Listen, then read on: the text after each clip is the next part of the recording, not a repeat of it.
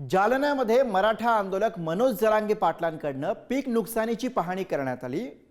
महाकाळा इथल्या नुकसानग्रस्त पिकांची जरांगे पाटील यांनी पाहणी केली।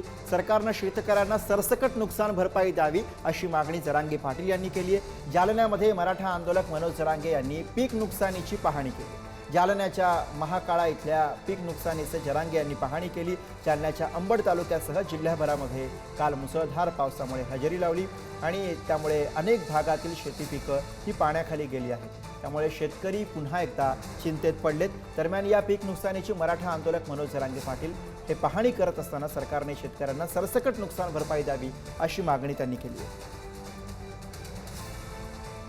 तातडीनं निर्णय घेऊन शेतकऱ्यांना आधार देणं गरजेचं। शेतकरी खूप खचला आहे बरं। पुन्हा आम्हाला शेतकऱ्यांसाठी रस्त्यावरती यावं लागेल, मग आम्ही हायवे करणार नाही, मग आम्ही इतकं मोठं आंदोलन उभा करू की आम्हाला शेतकऱ्यापेक्षा मोठं काय नाही। त्याच्यामुळं मजा घेऊ नका शेतकऱ्यांची, आणि सरकार घेणार नाही। आजच्या बैठकीत 100% काहीतरी निर्णय घेऊन सरसकट शेतकऱ्यांना नुकसान भरपाई देईल।